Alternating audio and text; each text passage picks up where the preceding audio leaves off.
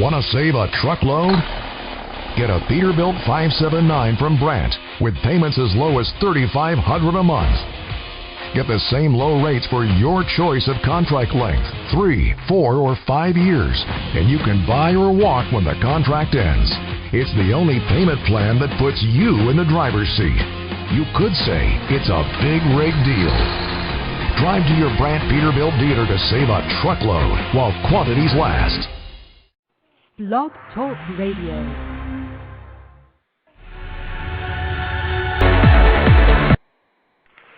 Hello, everybody, and welcome to Paranormal Guys Inc. Radio.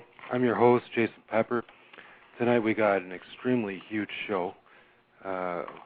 Author, UFO researcher, Richard Dolan will be joining us very shortly. Before that, I want to give a quick hello to Erica, and I promised I would mention something that she's involved with, so I will get that out of the way as soon as possible. And what that is, it's the Texas Ghost Show. So if anyone's in the Texas area and you're looking for something to do, check out the Texas Ghost Show at www.texastxparanormal.com, and you're sure to have fun there. You can also see that in my Facebook group. And speaking of that, hello to everybody in there, new members especially. Thanks for joining us, YouTube friends, Blog Talk Radio friends, and everybody else out there. I will say a nice hello to you later on, but right now I just want to bring in Mr. Dolan if I can, and I'll do that right now. Hello, Richard. Are you there, sir? I am right here, Jason. Excellent to have you on. I am so excited, nervous, and honored to have you on. Thank you for joining me tonight. It's my pleasure. Thank you very much. First of all, how's your porch doing? I saw you posted that you had a little cave-in. I hope everything's going well with that. I had a situation that developed on my porch, yes. Actually, not the entire porch, but only the flooring of my porch really caved in, and that was my own doing. I put some heavy items on a 100-year-old porch floor, and I think I should have known better. So I've had to spend the last few days moving all the things out and finding other homes for them, but everything's fine now. So that's great. One of those things that I didn't see it happen. No one saw it. We came back home and boom, there was the whole floor, just like. So these things happen when you have an old house. Yeah, that's for sure. And you were saying that the house is about a century old. So I mean, it's quite remarkable that it held intact that long. Well, it's a house with some history. Right. It's a little bit creaky, but it's not without its charm. That's what makes it have its own character. Yeah. And you definitely have character yourself, sir. And if we can, I know you've probably been through the ringer with the usual, how did you get into this type of work, but it really wasn't the path you were choosing in the beginning, was it?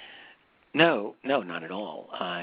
Back in the olden days, otherwise known as the 1980s, I was a young student of history and literature and philosophy, and I always have loved those fields. I still do.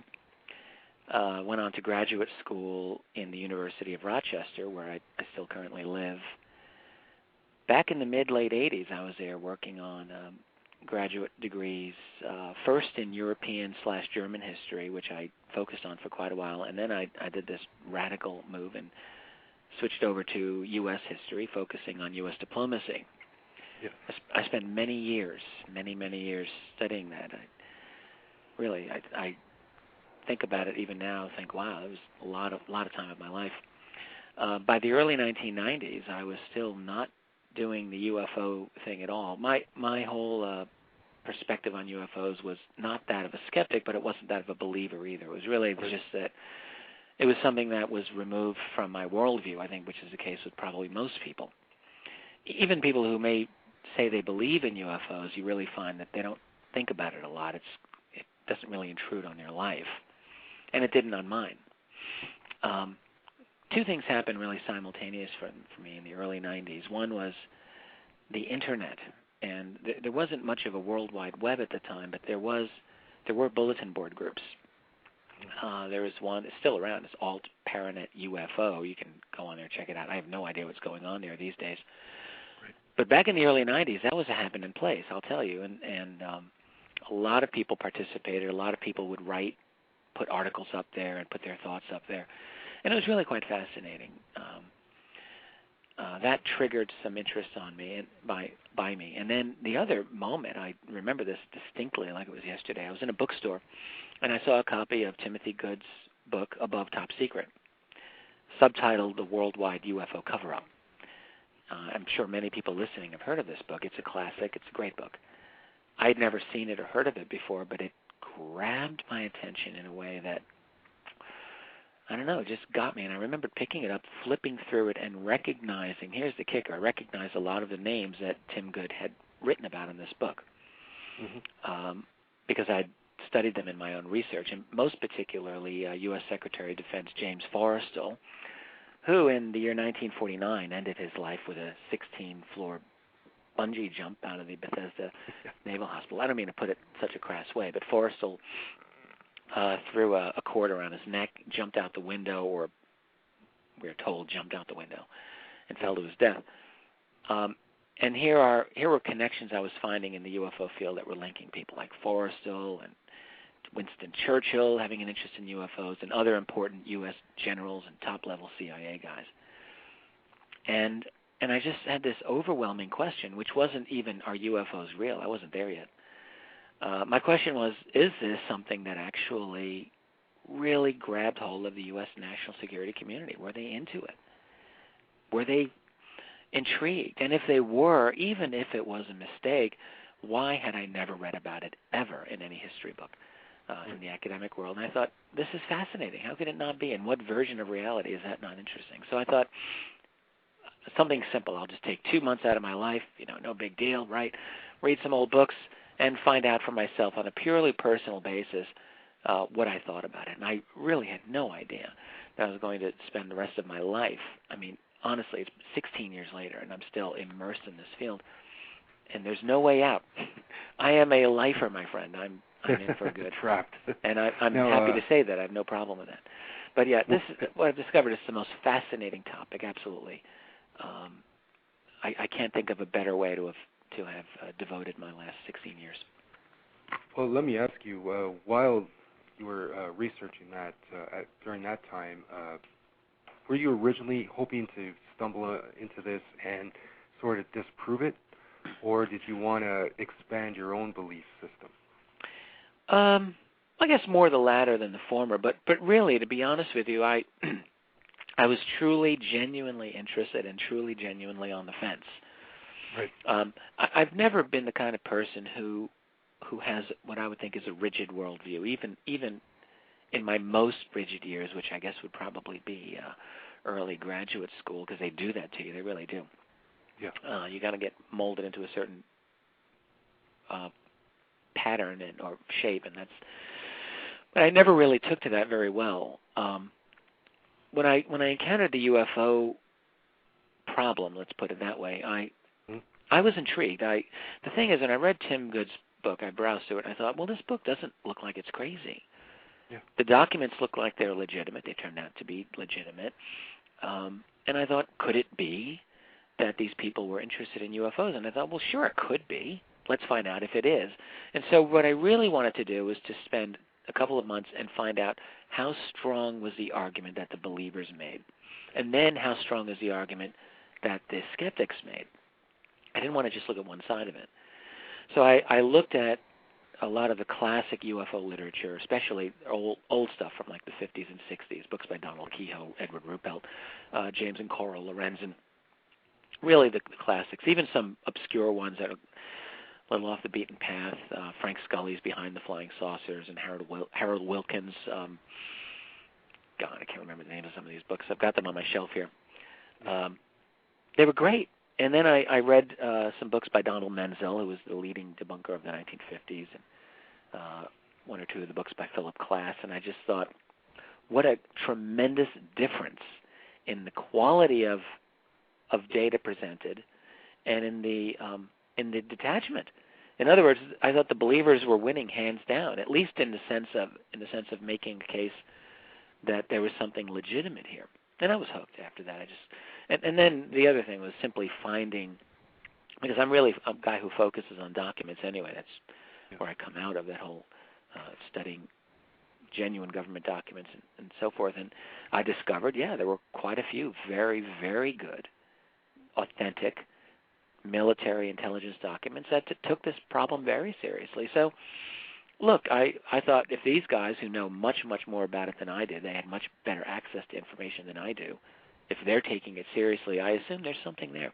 And I took it from there. Now, have you ever had your own personal UFO experience, either a sighting or anything in that particular range? Yeah, I believe so. Most vividly, I guess I would say, about a decade ago, I was walking with my son. I've told this story a couple of times, and maybe not here. It's a neat thing. I don't really know what to make of it. He was a little guy back then. He's almost as tall as me now. He's 13, almost 14. At the time, he was 3. And it was a beautiful May afternoon. I'll never forget this. And in Rochester, I'll tell you, that's odd. We get a lot of clouds in the city, but on this particular day, it was a perfectly beautiful blue sky. And we were walking back from the corner grocery store. I was holding his hand, and a little glint of light caught my eye to the right as I was right in front of my home. And I looked up into the sky, and I saw this very, very bright, highly reflective object. Now, I live near an airport, and I see aircraft every single day. So I assumed, well, this is just an aircraft coming in, maybe flying over the city or coming in. So I just looked at it, but the thing that stood out was just how bright it was.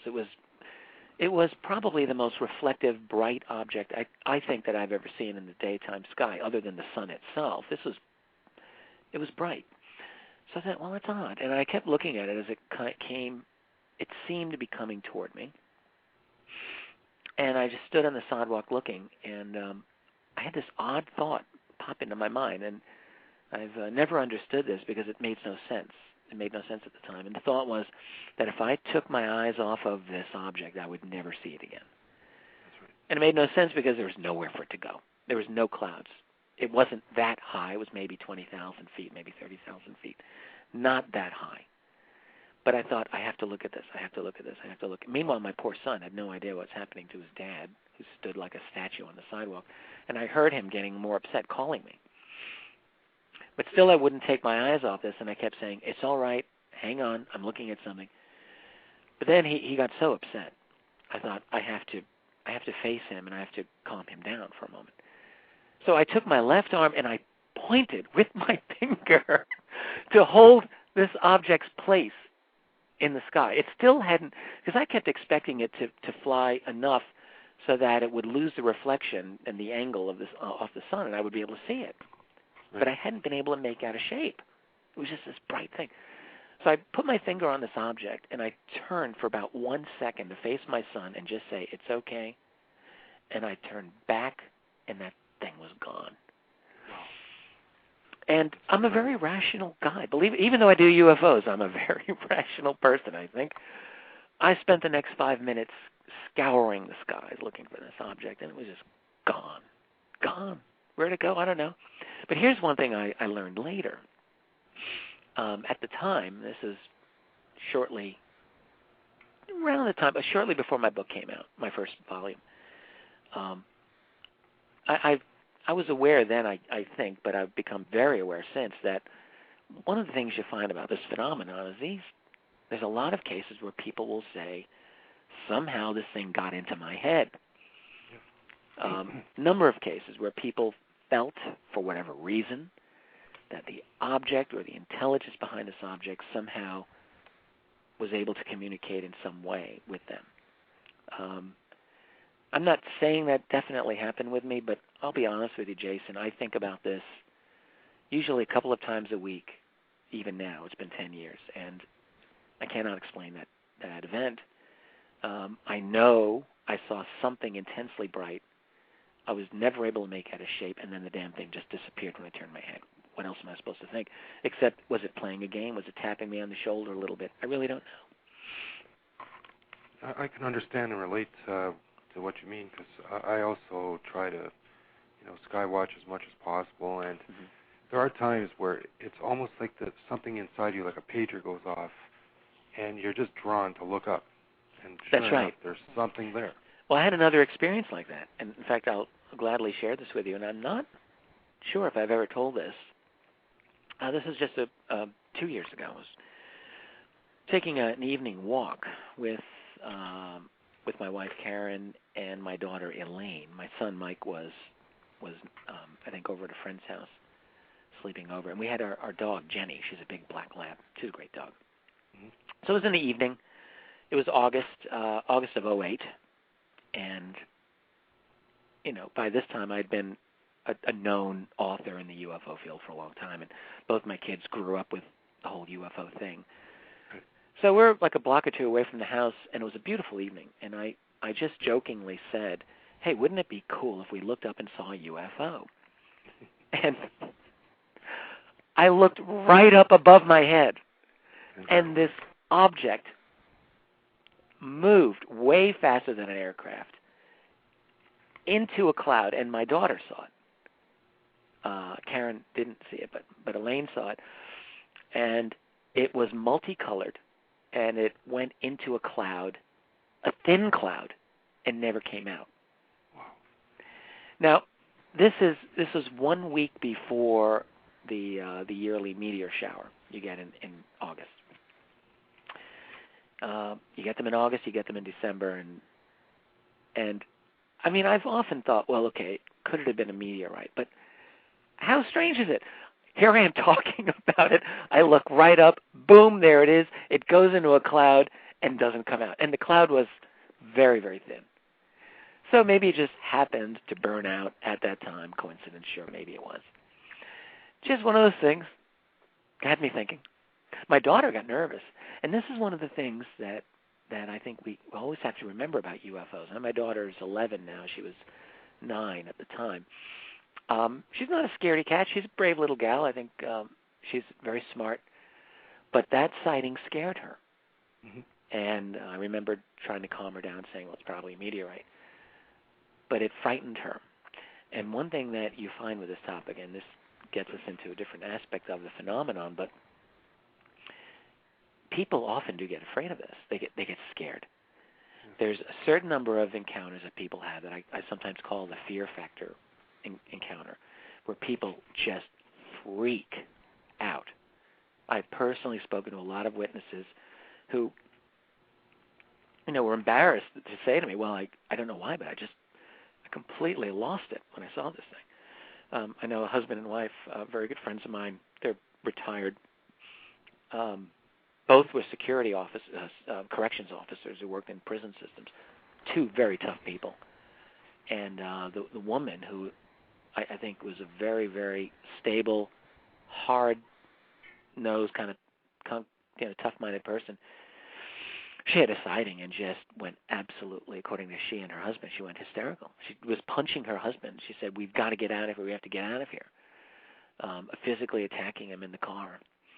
I've looked over a number of sightings that took place in lower New York State, not far where I live, in the Hudson Valley, during the early 1980s, and there were, again, many cases where people in the car would go absolutely insane. And so this is the problem with this phenomenon. We're dealing with something that a lot of people are not up to it. That's right. And let's just lay it right out on the table. There are some people who I think are very steady. They're able to handle it. Others, not so much. And I've often felt that one of the reasons that we've had major secrecy, it's not that the government is really looking out for us all the time. I don't really think that they do care that much. But I suspect that this possibility of mass public panic has got to be near the top of the list of concerns that any political leadership has over this, because we're dealing with something that is, at least right now, well beyond our ability to handle, I think. And that is a scary thought. Yeah, I think you're right, especially when you put into the fact that there's 6 billion humans on this planet. And if half of that, 50%, do not handle this well, we have major problems. Yeah, that's right. I often think about the ramifications of disclosure of the UFO reality. This is something that is on my mind a lot. What would happen? And it's great to think, well, if we have benevolent ET intelligences that want to bring us, as it were, to the next level of awareness or consciousness, as one often hears, okay, well, that's the best case scenario. And even in a best case scenario, I think there'd be a lot of disruption to our society, frankly, once this reality becomes known. But what if, and I'm not trying to be a fearmonger here, but what if it's the case that there may be multiple groups, and what if some of them aren't here for our best interest? That's right. I just read a paper by a gentleman, now he's a friend of mine, who wrote about the ETs as possible economic hitmen. Anyone who's read a book by John Perkins, Confessions of an Economic Hitman, might understand what I mean. In that book, John Perkins was a guy who spent his whole life being employed by major financial institutions to plunder governments around the world. There are people who do this. Okay, we live in a bad, bad world, and all the bad stuff never makes it to the CNN news. So John Perkins' job was to raid and plunder and cheat nations out of their treasuries. South American nations, African nations, wherever. Mm-hmm. And that's just what we do. That's what some people do who have the power. So should we assume that all of the, if as I suspect, the Earth is of intense interest to many groups, I mean, we got a great planet here, why wouldn't they be interested in exploitation for their own benefit? What would make them so much different from any other life form that we can imagine, which is, under the imperative of survival for itself, right? Would it really be so outrageous to assume that none of them, let me put it, how do I want to phrase it? I'm getting tangled in my logic here. Is it really crazy to assume that at least some of them would be out for exploitation? I don't think it's crazy. I don't think so either, because you look at humanity in itself. There are some cases where would you really want to know what your neighbor is doing? And if you did find out, would you be able to handle it? Especially if they're not the nicest person. So it's exactly. So I've got neighbors. Believe me, I could agree with you. I dig what you're saying here. So in that regard, in a galactic scale, as you said, would you really want to know about these evil entities that are out there? And that's actually a good segue to this one question that I have. On the inside, do you hear talk, because everyone knows the typical greys and reptilians, right, and the Icelandic, Norwegian described ETs, but is there any new species that people are talking about that hasn't yet been really brought out to the surface yet? The three main ones that I continually encounter in my own research, that is both in published literature as well as private interviews, are the three that you actually just mentioned. You have right, like a kind of very human-looking, let's call them Nordics. They're right, often described as blonde and tall. And, I mean, I know it sounds goofy, but wearing robes and all of that stuff like out of an old Star Trek episode. Yeah. You get the Greys. Of course, that's probably everyone's heard of the Greys. Short, big black eyes. And then, yes, reptoid-type creatures, sometimes almost described as crocodile-type creatures that are standing up. Yeah. I've encountered these in my own research repeatedly. Now, there are other types that I'm aware of in research, and I have not encountered these directly in my own research, directly with people, but there are certainly reportedly insect-type creatures. In other words, similar maybe to the Greys a little bit, but definitely different. I mean, actually insect-like, but large and so on. I've heard of this a number of times. I don't know what to make of it, maybe. And, I mean, then there are a number of variations of short creatures. If you go back through the literature, South America in particular always has a history of really different kinds of creature sightings. Back in the 50s, these guys were not little grays. They were little hairy dudes who would, very muscular, who sometimes would grab people and bring them on board or try to abduct them. There are also cases, reportedly, of short humanoid beings that look kind of like us, just shorter, not like the grays. Often in the literature you hear distinguishing comments between Eben 1 and Eben 2, and I think that refers to, during the 50s, that kind of the short but human-looking creatures, and then the short and non-human-looking creatures, i.e. the grays. So that's 5 off the bat, and I mean, one hears claims that there's 10 or 20 or 57 versions. I don't know.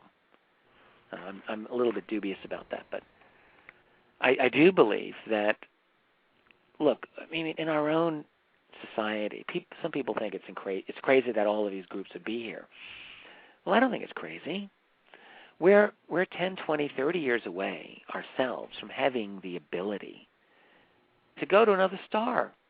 Mm-hmm. And if you really think we can't, think again. Maybe you and I won't survive a trip to the nearest star, but don't you think we might have artificially intelligent machines or ships equipped with nanotechnology that's really neat that might make it to the nearest star, and once they get there, well, then who knows what they could do. So I think that the possibilities in our own society are there already. Don't you think, I'm speaking theoretically here, that there might be a few other species out there that might have been able to learn about us, search out planets that have life, and come here because we're interesting. And especially now. Humanity, especially now. We are in the process of jumping into the worlds of these people. You know, we really are. We are reinventing ourselves as a society, as a civilization, as a species. We are not going to look the way we look now in another 50 years. I can guarantee you that. Whether it's through not just the computer revolution that's behind it all, but biotechnology, genetics, what we call, the bio-machine interface. Mm-hmm. We're going to have little nanochips probably implanted into our brains. And I know it sounds crazy, but look, our world is crazy compared with what people 50 years ago were imagining. It's incomprehensible. So, in other words, what I'm saying is any observing intelligence has got to be looking at us, thinking, these humans, all right, maybe they won't be able to take us in a street fight, but they're going to be a pain in the neck. Let's keep an eye on these guys. Because progress is not a linear thing. It's exponential.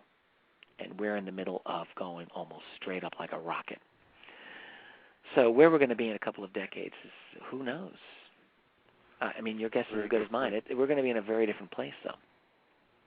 That's a very good point. And we know where we come from, but where do you think the UFOs come from? Do you think they're interdimensional or extrasolar?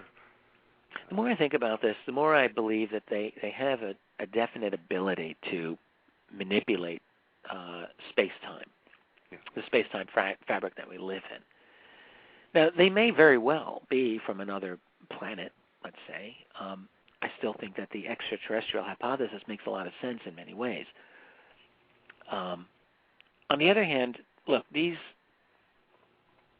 objects, these things, whatever they are, we've seen them blip into and blip out of our reality so many times that now maybe it's just that they're able to cloak themselves, or maybe they go so fast we can't even tell. There are videos where when you look at these things very like frame by frame, it's obvious that these objects aren't just disappearing, but they're moving really fast. But is it possible that there are cases where they come into our reality and come out of our reality? I think the answer is yes. I can tell you a couple of accounts that I've got that support this, but just basically I'm thinking that dimensionality is an important part of this. Somehow these beings have figured out a way to manipulate space and time in a way that we haven't yet at least officially gotten to. Although I think in the classified world, all bets are off, and we may very well may have gotten there. So it could be a case where they're from another place originally, but they also know how to manipulate dimensions. Why not? It's also possible, I think it's likely, in fact, that they have a permanent presence here, underground and under the oceans. I've just published, by the way, a new book by a very good friend of mine, Dr. Richard Sauter. Some of the people listening may be aware that I'm not just an author, but I am a publisher, and I publish not only my own books, excuse me, but I'm now publishing books by other authors. Richard Sauter is really the only person in the last 15 years who's done extensive research ongoing on underground base, underground construction, secret bases, and so on. And his latest book, called Hidden in Plain Sight, which I have on my website at keyholepublishing.com. You can go there, take a look. I'm actually looking at it right now. It's a great book, and what Richard does, he makes as good a case as anyone can make, I think, that it is very likely that there is a large number of deeply, deeply underground and undersea bases of purely human construction. Mm-hmm. He points out that the technology that we've had has existed really since the 60s or 70s, not later than that. So we've got the capability. I'm going to assume that if another group has come here from elsewhere, they might have developed the capability to go deep, deep underground. Certainly would be an attractive option. If you can't breathe the air, or if you're afraid of the microbes, whatever, you might want a secure environment under the ground. Could it also be another factor, too, because with the exposing of Area 51 and bases like that, it would also be safe from public eye to go deep underground as well. Absolutely. Before I did UFOs, I actually, for a little while, was researching underground base construction myself in my own program, and it wasn't something I focused on, but it was something that I looked at for about a month or two. And one thing that I discovered was a large number of military documents from the 1940s talking about the necessity of building large, substantial underground structures, in this case to protect from atomic strikes by the Soviet Union. Even before the Soviet Union got the bomb, everyone knew that they would get it eventually. And so the idea was we need to build substantial underground cities to protect ourselves. So, 70 years ago, or 60 years ago, they were talking about this. And there's every evidence to show that we've built massive, deep underground facilities. It's not as hard as you think, even to have it under the ocean floor, believe it or not.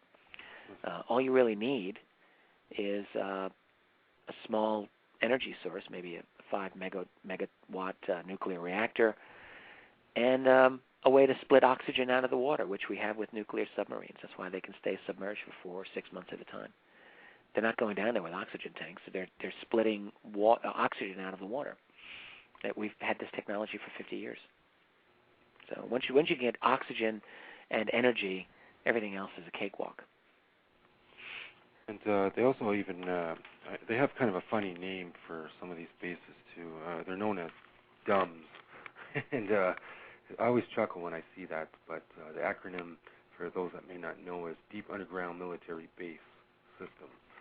Or and you can look under Google and you can find a number of these locations. Let me ask you too, though, is there a connection between those facilities and possibly IFOs? A lot of people report seeing those and think that they're homegrown, reverse engineered. Well, yeah, now we're getting into some really cool stuff here, interesting stuff. It's been my opinion. Now, look, I mean, everything that I'm about to say here, there's no official confirmation from any government source that we have our own flying saucers or even our own triangles, which I think everyone pretty much thinks that we have, anyone who's looked into it. So we're going to have to speak here on what I think is probability. I think there's a very high probability that, A, we have recovered, that is, our military has recovered objects that were not made by our civilization, i.e. crashed UFOs.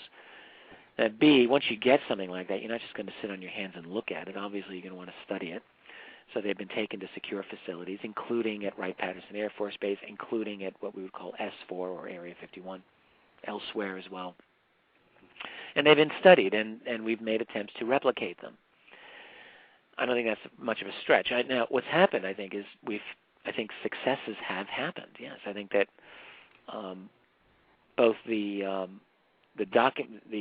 leaks that have come out to other researchers, and as well as leaks that have come to me directly, lead me to believe that major advances were made in the 50s and 60s, and that at some point we developed, for lack of a better word, our own flying saucers.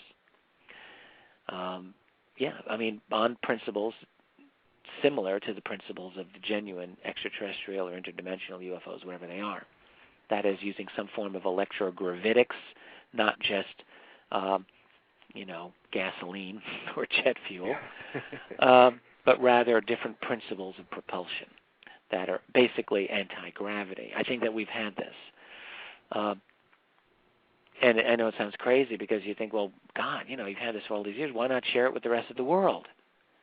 And when people ask these questions, they're really operating under assumptions that just these are not realistic assumptions about how the world is.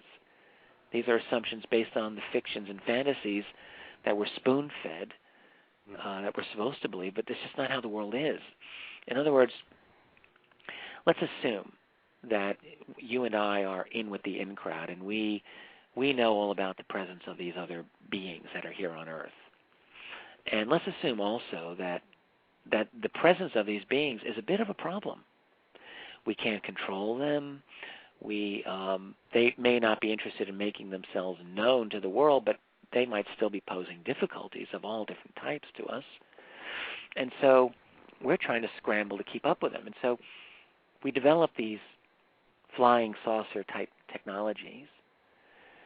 So it might just be that such technologies would be so classified that their use would be prohibited from mere geopolitical conventional warfare like Vietnam or Panama or Iraq or Afghanistan. No matter how expensive, how damaging those wars might be to all parties concerned, it still might be believed that this advanced technology that we've developed can only be used to deal with them, and them being whoever these other beings are. I pointed out in my recent book, Volume 2 of UFOs in the National Security State, which just came out last summer, an example of this type of logic that we have in our own history, and that was during the 1986 raid on Libya. This is on Muammar Gaddafi. I remember when this happened. I was a young guy. U.S. bombed Libya. Well, they didn't use, the United States neglected or chose not to use its most advanced fighter aircraft for that raid. And that most advanced fighter aircraft was the still secret F-117A Nighthawk, i.e. the stealth fighter, which had been operational for a few years, but its existence was classified. And so instead what the U.S. used were F-111 fighters, very fine aircraft, obviously, but they didn't have stealth. It wasn't the top of the line that the U.S. could have used. So you've got this perverse kind of logic. You're trying to use this military strike, right, trying to hit this other country, but you can't use your best weapon, because if you use your best weapon, then the rest of the world is going to know you have this best weapon. So you can't use it. Crazy, but there it is. There you have it. Now that's a somewhat of a mundane example, but you can probably see the logic here. If we've developed off-world technology, all right, then using that you'd have to never use it, because if you do, you're going to open the door to a myriad number of questions. Dealing with UFOs, dealing with extraterrestrials, it's going to be unavoidable.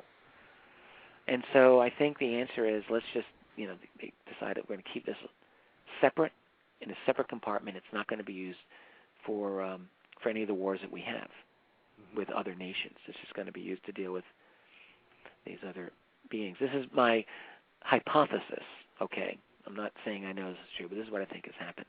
And so back to your original question, because I don't want to lose the thread here. You were talking about these underground bases and these IFOs, and I think, yeah, I mean, to me it makes sense that these could be connected.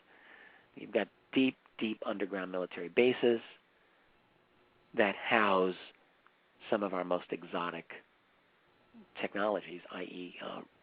reverse-engineered technology from UFOs. Sure. Well, let me ask you, because there are a lot of naysayers that say there's no way a UFO can enter our atmosphere, especially with the implementation of the HARP system up in Alaska.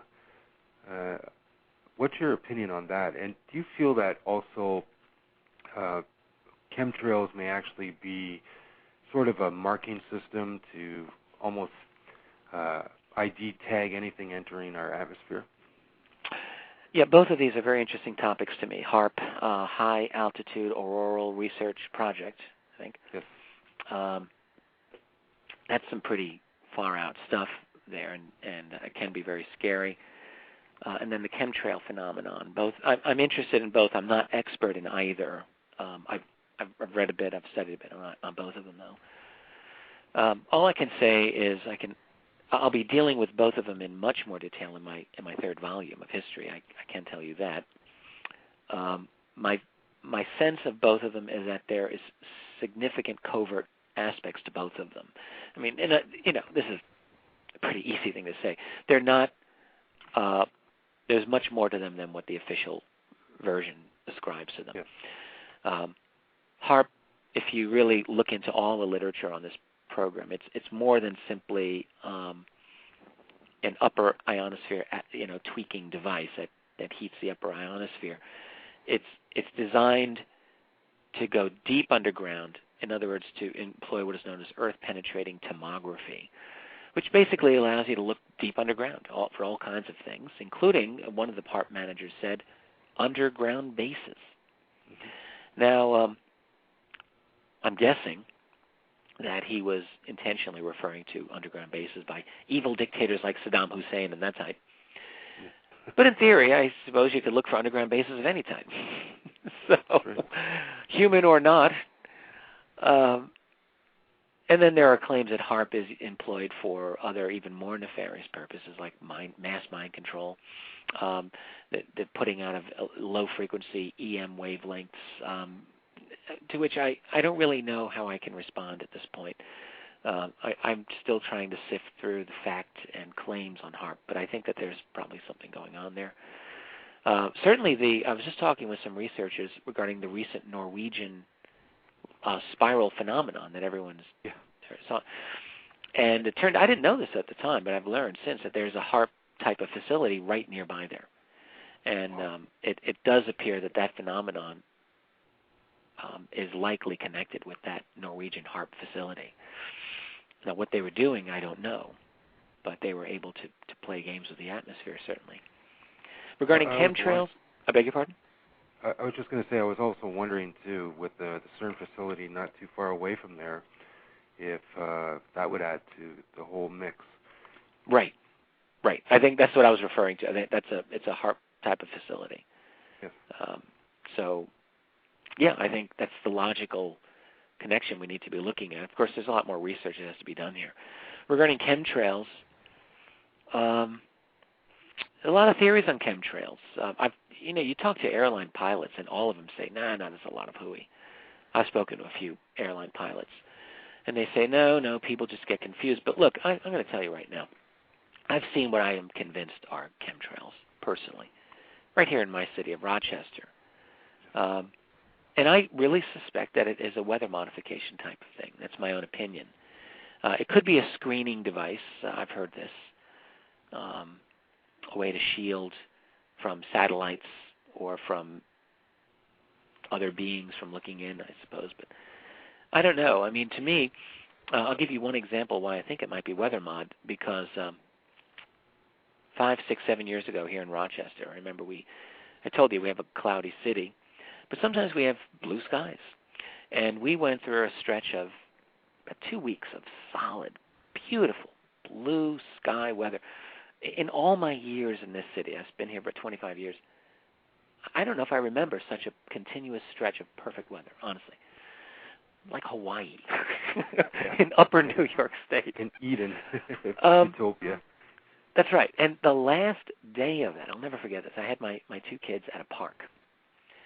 They're running around doing crazy kid things, and they're playing with other kids. And I'm looking at the other parents, and everyone's doing their own little thing, looking down on the ground. I'm looking up at the sky, and I saw 1, then 2, then 3, then 4 aircraft crisscrossing the sky and leaving the telltale patterns, the contrails.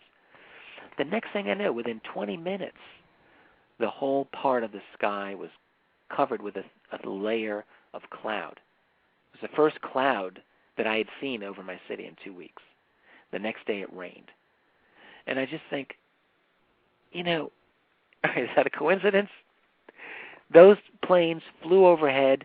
They created clouds, as far as I'm concerned.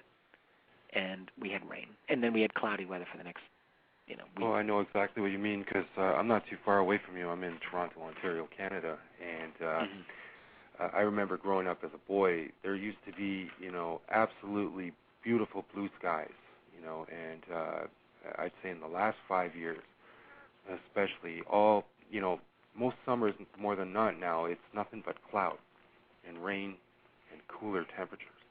We are experiencing, apparently, something known as global dimming. Yes. Everyone's heard of global warming. Are you familiar with this? I am. Yeah, I saw this on a BBC documentary a couple of years ago. It's possible to measure exactly the amount of sunlight that reaches the Earth. I didn't know it was possible, but there you go. All kinds of things are possible. And we are receiving quantitatively less sunlight now than we did, say, 60 years ago. And so, there's particulates and pollution and stuff like that in the air. It's not that the particles themselves are blocking the sunlight. It's actually that the particles are serving as the basis for condensation, and so the particles, in other words, contribute to cloud formation. And that's why we're having less sunlight hitting in the Earth. The theory is that global dimming is actually slowing global warming down a little bit. So that if global warming's pulling the Earth, say, 10 notches in one direction, global dimming is pulling it, say, 6 or 7 or 8 notches in the other direction.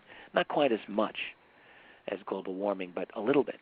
And in fact, in the days right after 9/11, I remember this. I'll bet you. Well, you're in Canada. I don't know if it's the same, because all of U.S. flights were grounded for 3 days, and during those 3 days, we had absolutely perfect weather. I remember this. I remember looking up at the sky, seeing no aircraft anywhere, and a beautiful blue sky. Well, a couple of climatologists studied this, actually one in particular, and he discovered that the global temperature of the Earth shot up like almost a full degree during those days, by the end of those 3 days. And it's an astonishing jump in temperature. And he thought, what the hell happened? Yeah. And this is what led to the theory of global dimming. And the fact that the particulates and the stuff in the air was caused by either aircraft. Aircraft seemed to be a big part of it. So anyway, I don't know how true it is, but then I think of the chemtrail phenomenon, and I have to wonder. This would be a benign interpretation of chemtrails, as benign as I can think. Is it an attempt to slow down global warming so we don't boil ourselves into the stratosphere? I don't know. Try getting an answer out of these people. Yeah, we don't live in the kind of society that we grew up being told we live in, which is an open, free republic. And same with Canada. It's no different with where you are. We live in I call it a national security state. The men and women who run it are not answerable, really, to us, not in the way we like to think they are. And so, it's information has become a one-way thing. They're getting it from us. We're not getting it from them, for the most part. and we have to rectify. I recently wrote an article myself on weather modification, and I found there's a company in Utah that actually admits to rigging aircraft for cloud seeding. So really, yeah. Well, I would love to get the link to that, because I find that very interesting for my own research. The company is www.nawcinz.com, and they're out of Utah, and they have. Say it again. I'm typing it on my computer as we speak. Sure, it's www. Right. NAW. Right. CINZ.com. ZINZ.com. All right. And, they're based out of Utah, and you can see they have an AD PDF of their actual advertisement of how they'll rig up a personal jet. And this is the thing I wrote. If they're willing to do it on a small scale, imagine the companies that are not so public behind the scenes. They can make 747s, an ultimate spray machine. That's right. That's Absolutely. the thing we got to worry about. Absolutely. It's the thing is, 500 years ago, 1,000 years ago, human society moved slowly enough that smart, intelligent people could kind of keep up with what was happening in their world, even 100 years ago. Today, the thing is, everything is moving so fast that a lot of people are going to have to work and really scramble to keep up, to find out just what is happening in our world. And one person can't do it, 10 people can't do it. We really have to have a lot of people out there dedicated, like yourself, and thank God we have people like you to ferret this information out. I mean, you've really stuck your neck out, and you've accomplished, a remarkable amount of success to this point, and the road is unlimited. Well, the direction, thank you. What I find is, and I'm sure you're finding this yourself, that when you stick your neck out, you actually liberate yourself. Yes. When you no longer fear the repercussions of your colleagues or peers or friends, when you're not afraid of that, when you're not afraid of failing either, then you have true freedom. It's only when you make that personal decision to just say, the hell with it. I don't care where I end up. I want to know this, and if someone doesn't like it, too bad. That's right. That's when you actually have true freedom. And I would encourage anyone listeing. Well, the only fear I have, not to throw your life away, but just to not be afraid as well. I'm sorry. Right. The only fear that I have, because you yourself are a father and a husband, is my children. I would never put them in a position, if any of this ever came down a road where it was either, close your mouth and walk away, so nothing ever happens, that without even a thought, definitely. Well, that would. I certainly appreciate that. How many kids do you have? I have 2 kids as well. Yeah. A boy and a girl. How old are they?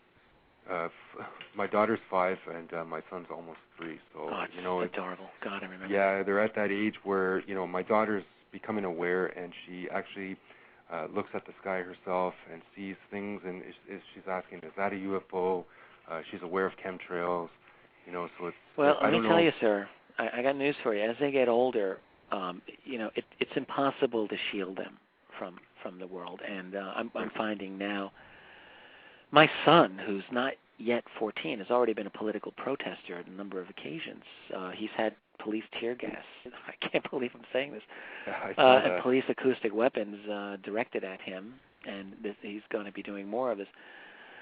But look, I want to shield my children too. Yes. But the thing is, no one can be shielded. We're all in this together, and your guys are really little, and you have to protect them. But as they get older, you're gonna find out they're gonna have to go out on their own, and they're gonna have to fight their battles too. Everyone's got to fight their battles, and it's good that we have that instinct, because we do want to protect our family, and I have that as well. But what it really comes down to is I try in my own personal life, and this almost sounds cold and heartless. It isn't. Not to have hope and not to have fear. And by that I simply mean it's almost, I would call it a Zen approach. It's not that I don't want things to be good. I want them to be good. But to hope that they're good, in a sense, means that I'm removing myself from the actual reality that I'm in. I'm kind of spinning out into this fantasy about how I want things to be. And the same is with fear. Fear is also this spinning out of your actual grounded reality into something that, it's not productive. And so my attitude is I'm going to fight. I'm going to do my thing. If it however it turns out, that's what I have to accept. I have this life, and I intend to make the most of it. I hope everyone listening that makes the same decision with their life. That's a very good point, and at the same time, I think it works to almost any career that a person could be into, not just for this particular field. Even in their own personal relationships, if you take that approach, you sort of center yourself, and you kind of, you'll either attract or detract things your way without really losing your point. Yeah. Well, there's a few other questions I'd like to ask you. I know we're going to be going beyond the hour, and I hope you don't mind just staying around for a little bit longer. I'm happy to. The material has just been incredible. And one of those such questions, you're going to be talking about this in your next book. He's a fellow out of the UK named Gary McKinnon, and I'm sure, again, you've probably been asked a million times what your take is on what he actually saw. But do you feel that once he gets extradited, that it will sort of close the door on freedom and almost retrieval of some of these documents that you've had access to before? Very good question. I think, well, it's not clear whether, look, this case has been going now. He was arrested in 2002. And in case anyone listening is not familiar with the Gary McKinnon case, very briefly, I just want to say, Gary McKinnon is a UK subject who, during the 1990s, used his girlfriend's computer to, I wouldn't even say hack, that's really not the right word, but to gain access to U.S. Defense Department sites, in particular U.S. Space Command and a couple of others, and he found what he believed was information pertaining to UFOs and extraterrestrials. Now, among these was a list of what he said were non-terrestrial officers, and names of ships that did not correspond to any U.S. Navy ships. And there was more, too. There was something that, just I thought explicitly referred to a kind of U.S. secret space program. Yes. But, the U.S. government denies this. But, of course, Gary McKinnon was arrested. Yeah. And he's been described as the greatest hacker in Pentagon history. All of this is completely blown out of proportion. Lost in the discussion over these years is what he actually claims to have seen. And look, I don't think there's any reasonable reason. That makes sense. Any good reason to believe that he didn't see what he says he saw. Yeah. I think yes. If I were to throw money down on one direction or another, I think Gary McKinnon saw evidence of a secret space program. I happen to believe that there is a secret space program. On my website at keyholepublishing.com, I've incorporated the complete website of the late Jeff Challenger. Jeff Challenger was an amazing guy who spent all of his time downloading and analyzing a NASA space footage and space footage from other countries and looking for anomalies and putting them up. I've got them on my site now. You can spend weeks going through this. There's weird, unexplained stuff going on in Earth orbit and beyond, and I think some of that is evidence of a secret space program. And I think that's what Gary McKinnon bumped into. And do you think that secret space program was a direct descendant from those world-famous Nazi UFO saucers? Well, the Nazi connection is one that if I have one regret over my first volume of history, it's that I didn't really sufficiently appreciate the depth and of the Nazi program in unconventional disc objects. They were working on certain things, and I think they'd made some serious advances.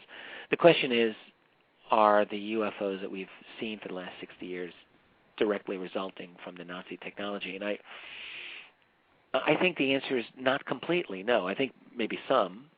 I think some of our own program might have been based on the developments that the Horton brothers and Victor Schauberger and others made. But look, I mean, if this is all Nazi technology, then the question is, who's in charge of it now? The U.S. government, presumably? Well, if so, then why are our jets chasing these things year after year? We're chasing them out of restricted airspace constantly. There's some kind of trouble in paradise. And so if it's directly descended from the Nazis, then the only other answer I would have is that they're a separate society, a separate civilization based where? I don't know. I'm not saying that's even impossible, but I'm not seeing a lot of evidence for that. I am seeing more evidence, in my own view, that this is a non-human phenomenon, this UFO. So well, I once asked Stanton Friedman why, in his opinion, does he feel that there's fewer or far or even less or even in some cases no flying saucers being filmed anymore. It seems like they're usually, a flashing light or an orb of some sort, right, or just a triangle, as you mentioned earlier. Why do you think that is? Well, there's a lot of white dots in the sky. Have you noticed this? Yes. You look at a lot of the Mexican video, and in fact, from around the world, you see these white dots. Don't know what they are. It almost seems, this is crazy, but that they, as we evolve, they evolve. And maybe it's not so crazy.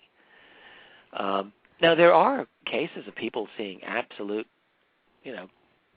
physical-looking craft, and I've talked to people who, in the last, recent years, see them. And if you go into the National UFO Reporting Center on the web, where Peter Davenport posts something like 4,000 sightings a year, a lot of those are of definite craft-type objects. So that hasn't gone away.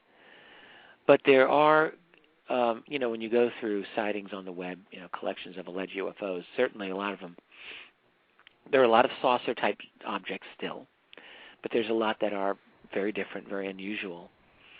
My suspicion is that some of these, they're not craft per se. They might be projections. They might be weapons of some sort. Exotic, yes. Yeah.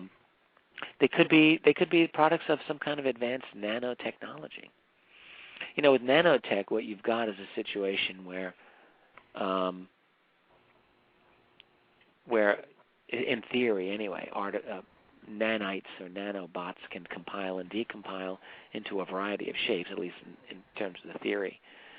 And they could form any kind of shape, or also just disappear. So, I'm speculating here. So I don't really know if I'm as certain as you are, but that's what I would toss out there for the moment. And let me ask you too. It seems almost too in the 80s and 90s there was, almost one abduction a month reported.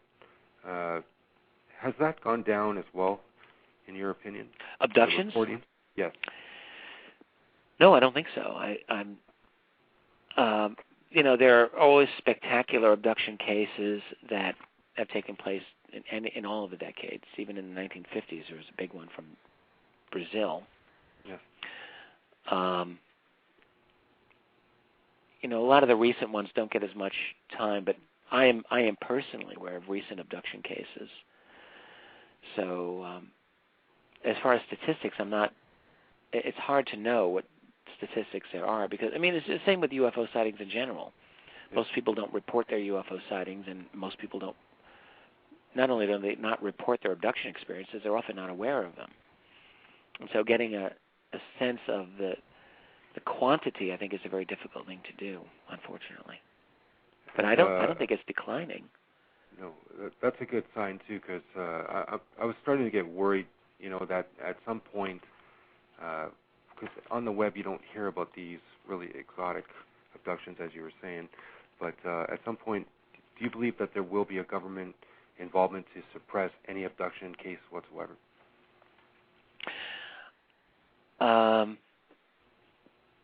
I suspect so.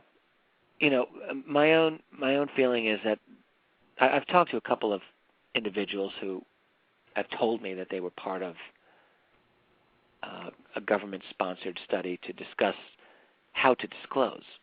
Yes. Yeah, from what I've been told, this comes up every 5 years or so. But I think one of the concerns is that they're afraid of a disclosure spinning out of control. And I haven't been told this explicitly, but look, the abduction phenomenon is one of the most explosive things about this. Yeah. If the president were to say that UFOs are real, well, that's going to open the door to the obvious question. Someone's going to ask this, well, Mr. President, does this mean people are actually being abducted like they claim? Once you acknowledge that UFOs are real and that they are not us in some way, then suddenly it doesn't seem so crazy, does it, that people claim to have been abducted by these beings. And this is never going to be an easy issue for any government to deal with. I totally agree. And does NASA have any role in suppressing the information? And they must, but from your research... yeah, I think so. I spoke with Clark McClelland, who worked for NASA for many decades. Clark has got his own website now. He knows all the astronauts. He was very high up. He was qualified shuttle commander, as a matter of fact. Said to me, Richard, NASA has an open space program and NASA has a secret space program, and ne'er shall the twain meet. Those are his words to me. If people research Clark's website, they'll find reasons why he believes that's so. There's certainly been a lot of suspicion for many years that NASA has been a kind of front, a public relations, sort of like a version of the old Project Blue Book, which the Air Force had, that was supposedly to investigate UFOs, but which, of course, was simply public relations. A lot of people suspect that that's what NASA does, that they're just PR. In fact, NASA's mission now and for the future is very much in doubt. That's right, and that's why I brought this up, because I know you're a firm believer of ET and U.S. bases on the moon, and I do believe that as well, and I feel that it's almost a rest station, sort of, for these ETs on the traveling to Earth. Well, I had a very interesting conversation with one scientist who, I'll have to ask him if I can use his name, but for now I'll just say he's a well-known guy, and yes. He said to me that his job in the early 1980s, one of his jobs was to train people whose job it was is to remote view the far side of the moon. He was dealing with them, and I said, well, wait a minute, why are they going to remote view the far side of the moon, or why did they? And he said, well, why do you think? And I said, well, to look for ET. And he said, bingo, exactly. I said, did they find ET? He said, well, not sure if I know that, and if I did, I probably couldn't tell you. But, here it is. You got remote viewers at Fort Meade, Maryland. That is the home of NSA headquarters, yes.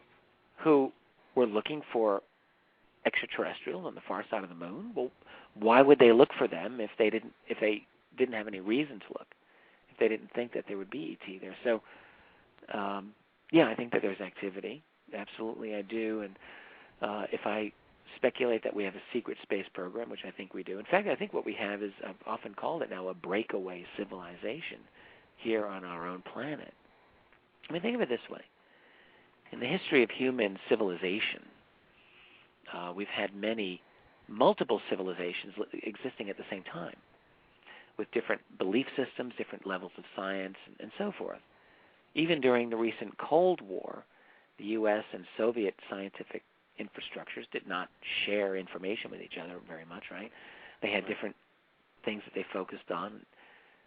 So, in other words, we have this example of completely different infrastructures existing. So how hard is it to imagine that a classified structure with huge amounts of money to play with and a near total secrecy and the head start of being able to study ET technology, that they might be able to make a variety of breakthroughs that would pull them further and further away from the rest of us.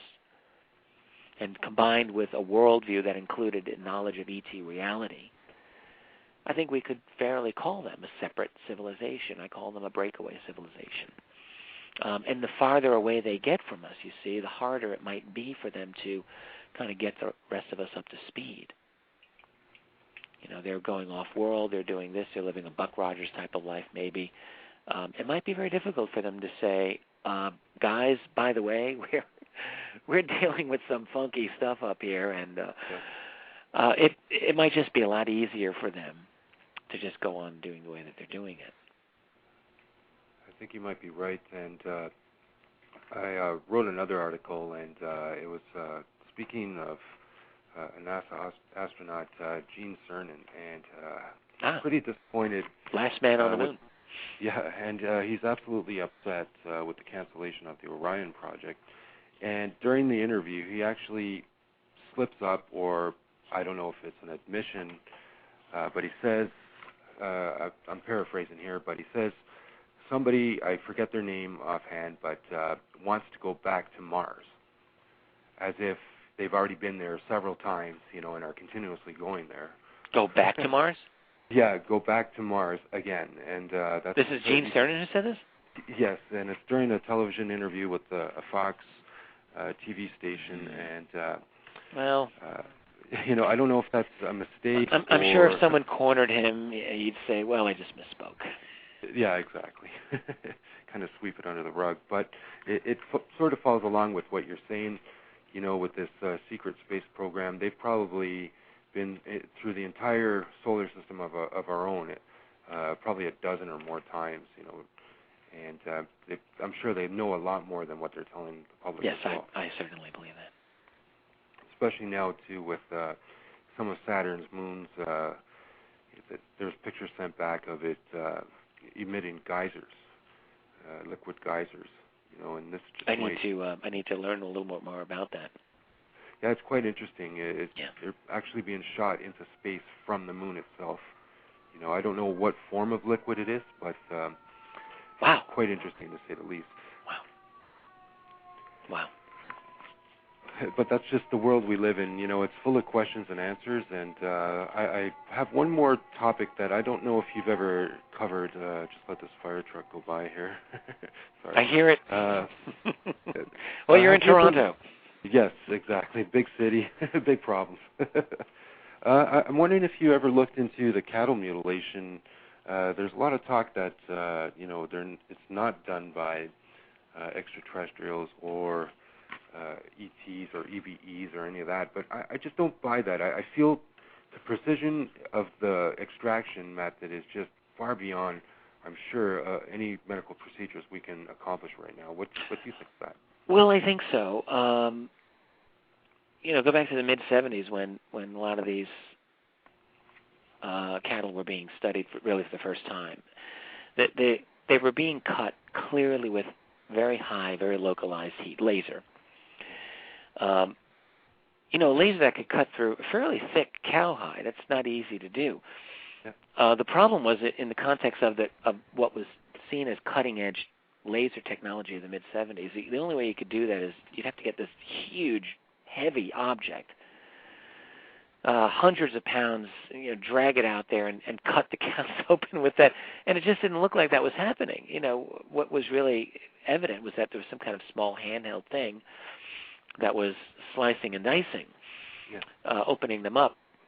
And so, in other words, there didn't seem to be any portable, high-powered laser technology that was able to do this in the context of the mid-'70s. Hence, many people concluded that it was an ET phenomenon behind it. I do not rule this out. On the other hand, I'm not prepared to rule out the fact that there may be this breakaway group that I talked about, this breakaway civilization. Yes. Is it possible that they were engaged in doing this?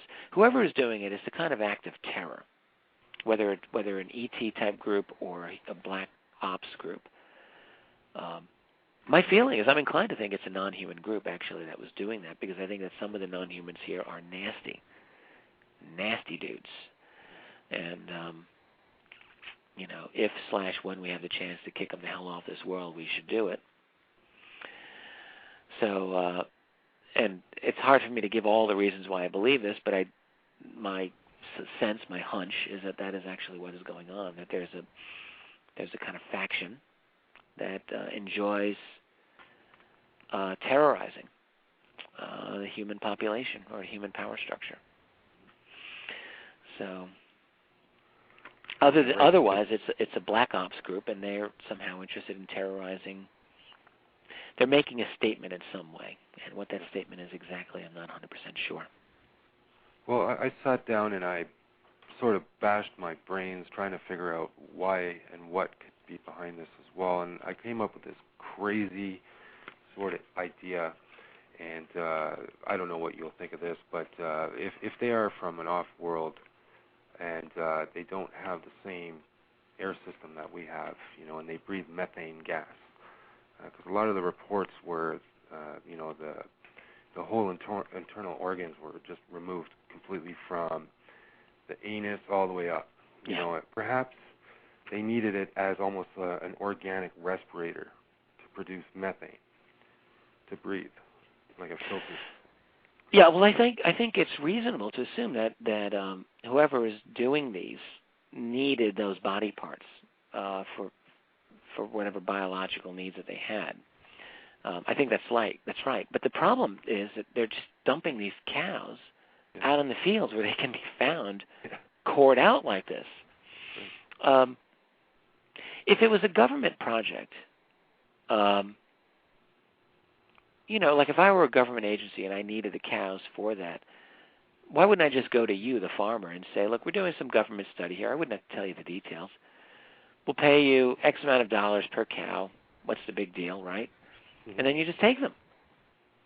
But no, whoever's doing this is stealing the cows, cutting them open, and just leaving them there. Now, I spoke a few years ago. I was in Dulce, New Mexico. I met with the Gomez family. These are the people who were really right in the thick of it back in the late 70s, early 80s. They lost about 50 head of cattle due to mutilations during that period of time, really substantial losses. I spoke with Manuel and Edmundo Gomez, and they showed me, direct evidence of very human interaction with their cattle. In other words, there's a gas mask type of object that was left behind. I put it on myself. I wore it. It fit me perfectly.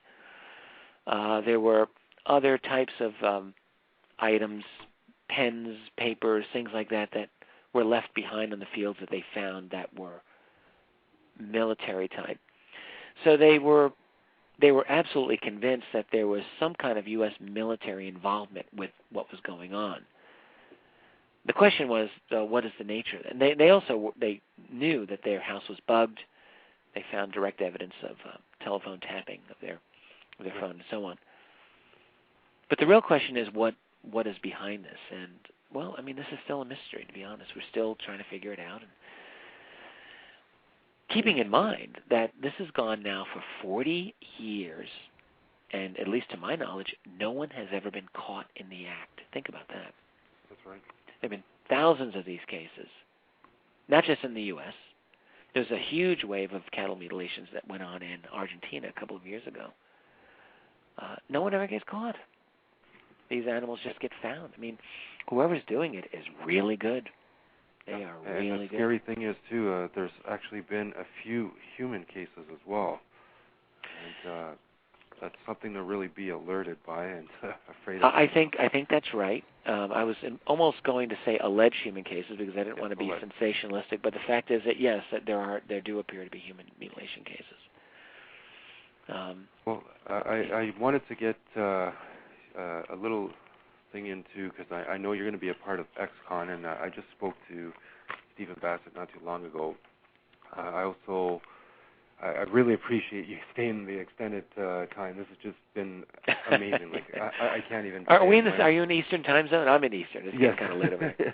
It's almost 11:30. Yeah, it's 11:22 right now as we speak. But just a phenomenal conversation, start to finish. And if we can can we talk about your 3 books, the third one especially that's coming out soon, but the first and second, and I know you have a new TV show that's about to be released as well. Yeah, well, we're hoping. I did just shoot a part of a show for NBC/Sci-Fi with Right. Lester Holt. Many people may know Lester Holt. He's one of the big news guys on NBC, and in fact, wouldn't shock me to see him as a news anchor one day.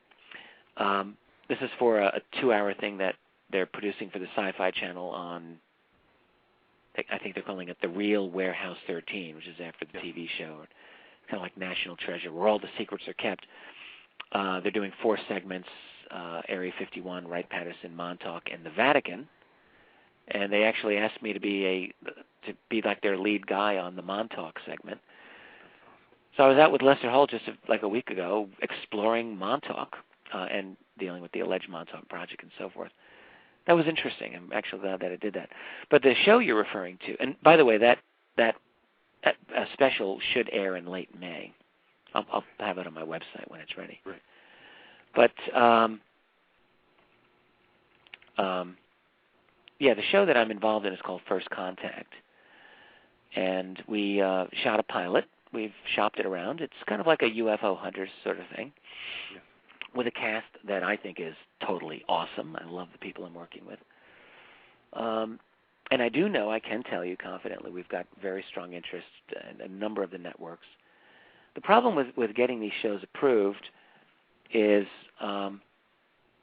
you're dealing with these large bureaucracies, and I'm just working our way through the process of trying to get all the different executives to sign on, and hopefully in the next week or two we'll get a green light from one of them. I think it's very possible. I'm crossing my fingers for you because, the quality program needs to be out there because, as you know, there is stuff out there, but is it the right stuff? Well, one thing that I want to make sure, I'm very fortunate in this, is that I'm working very, very closely with the producer in deciding what our actual topics are going to be.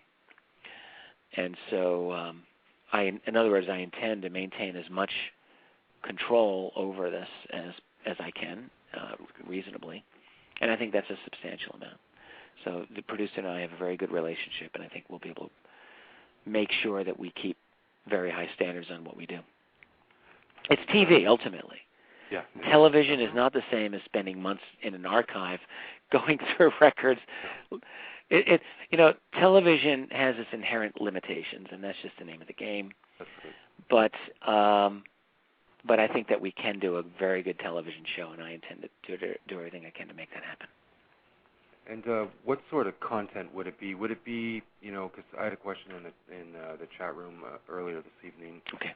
Would it be, reenactments or live action? Yeah, well, we have a lot of it. I think we've got one guy on board who's a really great animator. This guy's beautiful effects. He's awesome, I think. So what I want to do, what I think he will be doing is when appropriate, to do a kind of graphic animated recreation of a particular event. Something that a witness describes. I want this guy, his name is Damien, to redo and to recreate the sighting, and I think that would be really a neat thing to do. But no, a lot of it I think is going to be like the episode we did for Washington, D.C., I conducted a number of interviews of some fascinating people. One of them just died. He was very old. Got the one and only TV interview he ever did. So I want to do some genuine journalistic interviewing of people. The people that I have with me on this team, I have one photojournalist, expert photographer, really good at photo analysis. I've got another guy who's great at photo analysis and is also a paranormal investigator, like a ghost hunter. In fact, he's friends with the ghost hunter guys. He's a genuine guy. He's very good at what he does, and I respect him. And then we also have on board another UFO researcher named Rob Simone, who's a friend of mine, and I've known Rob for many years. Yeah. And then there's me, and I'm the lead investigator of it, and I'm basically going to be determining what we do. both on screen and off. And so we're looking.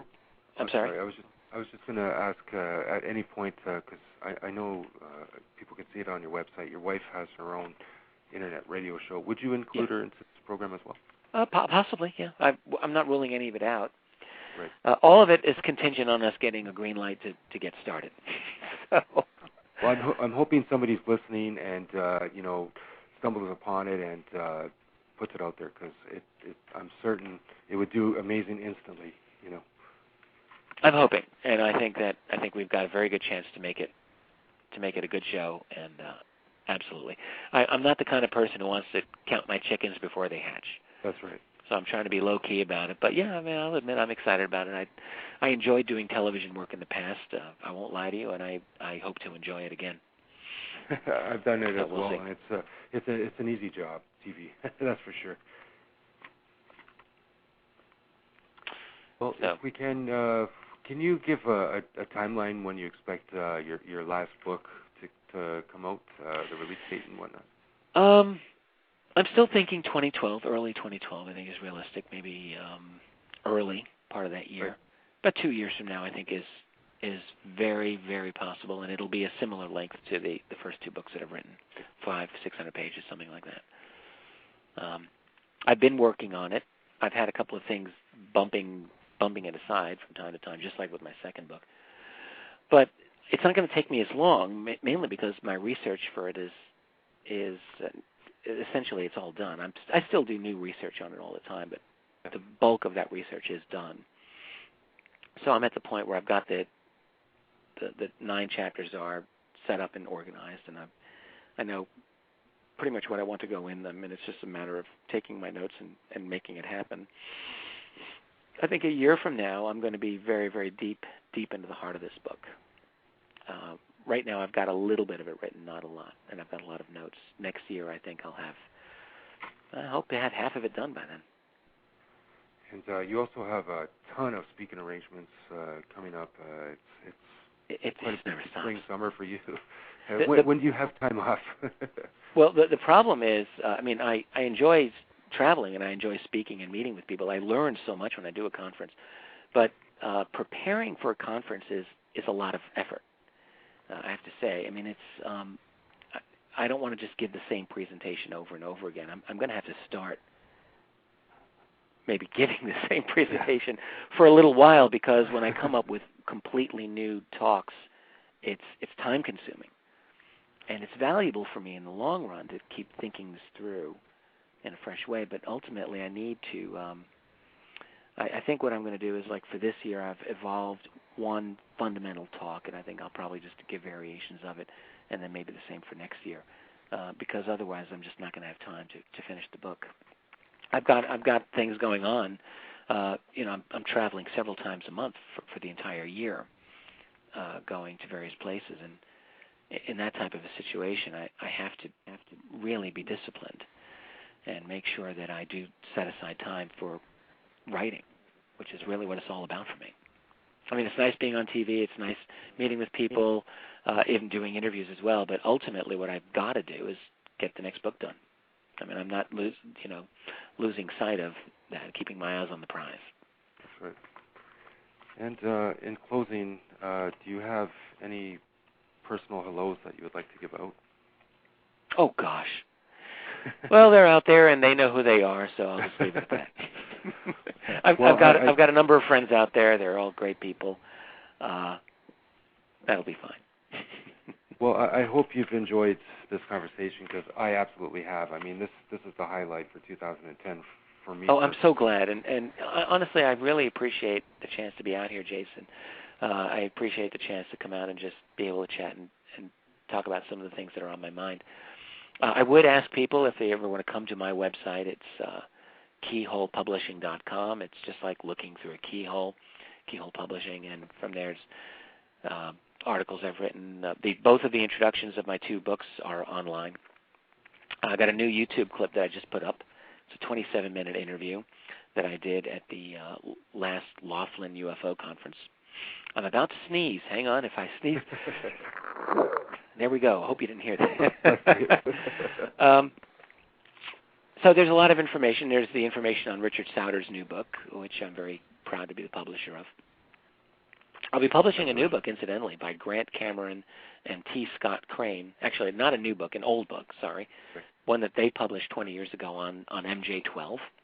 It went through a very, very limited distribution and then just went out of print, and I'm picking it up, repackaging it, and publishing it for them. Really so, yeah, I've got a number of things that'll be worthwhile for people to see in the coming months. And would you like to give out your email in case anybody wants to ask you a personal question? That's fine, yeah. My email, it's easy to reach me from my website. You just hit contact. And again, I'll at the risk of beating this to death, my website is keyholepublishing.com. My email address is keyhole@rochester.rr.com. That's keyhole@rochester.rr.com. The RR stands for Roadrunner. You can just write to me that way. Or get me on Facebook. Everyone gets me on Facebook now. If you go to Facebook, just look for Richard Dolan. You'll find me. Friend me. Write to me. It's crazy. Everything is What Facebook about the now. applications? Did you find yourself overwhelmed by the applications? No, man, I don't do the Facebook apps. I don't think I do any. Good like you. I don't even understand them. Honestly, I don't get that. Like the farmers and grow this and the mafia wars. And no, can't do it. There's so many. It's unbelievable. I don't do a single Facebook app. Don't go there with me. It's enough for me just to write back to people. And then, like, the thing about Facebook that I love and I hate is the chatting. Because if I'm on Facebook, I don't know how to go on invisible. Is there a way? I don't know, and I apologize that day that I sort of invaded your privacy. Oh no, that's fine. That's fine. No, I normally don't do that, but I just didn't know. Like, I'm such a newbie to this as well. If that's that's fine. When I'm on there though, I'm on there and I get hit, man. It's like running a gauntlet. Boom! I get hit from the left, from the right. I know, it's like taking right hooks to the head or something. It's like, yeah, and everyone's really nice. Yeah. But I cannot chat with everyone who gets to me. And it's the same with email. And I really, really try to get back to everyone who emails me. And all I can say is if you have emailed me and I have not got back, I would say try it again and just please be persistent. And I do apologize. It's especially when I've gone away from my desk for a few days, I actually don't check my email all the time. And I come back and I get 500 messages. And I'm just like, what do I do? I can't go through them all. It's difficult. So it's a nice problem to have. I'm not complaining, but it's just that's the reality of my life. I was just going to say, because if you start getting, few to none, then it's Well, no, exactly. It's nice. It's nice to be loved. It's nice for people to want to talk to me, and I really want to be there. But the reality of my life is that I am a dad of 2 kids. I am married. I've got a life. I've got things I have to do here, and I do my research, and I can't always follow up on every single question that someone asks me. I try.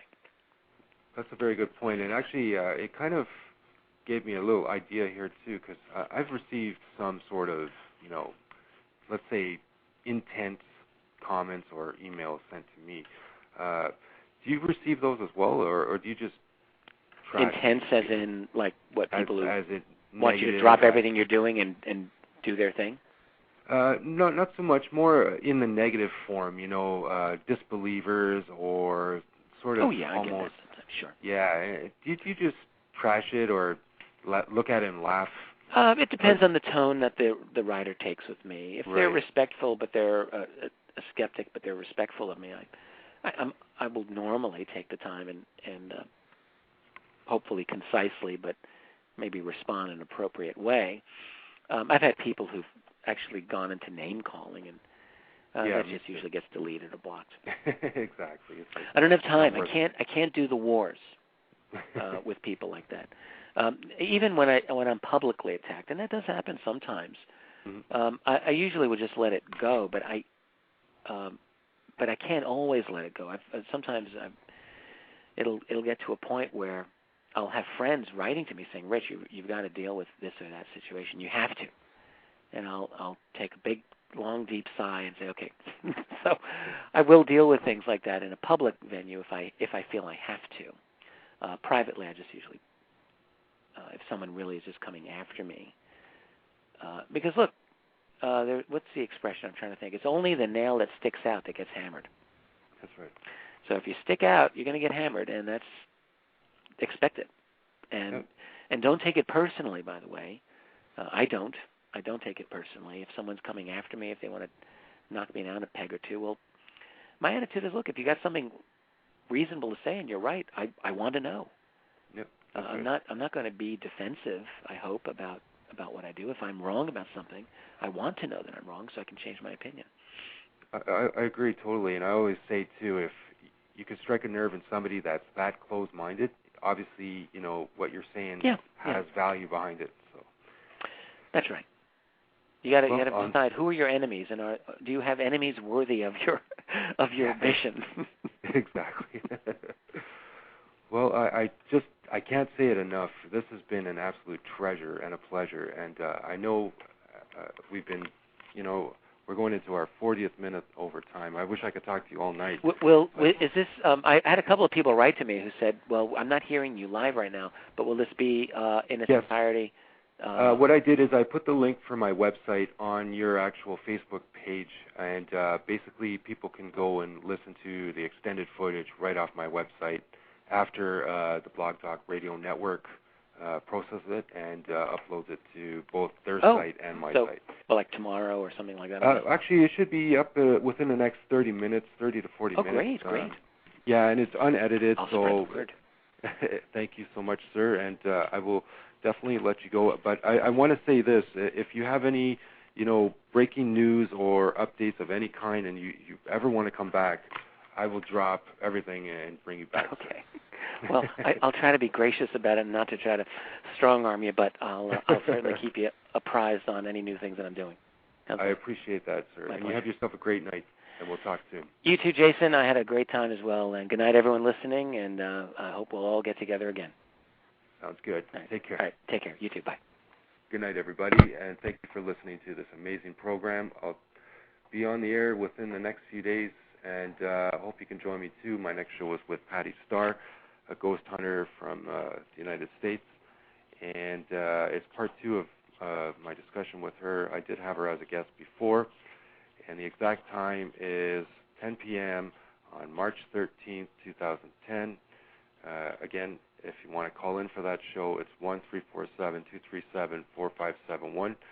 And for every single person that's out there that listens, thank you so much. I appreciate every one of you. Without you, this would not be possible. So take care, and I'll talk to you soon. Bye-bye.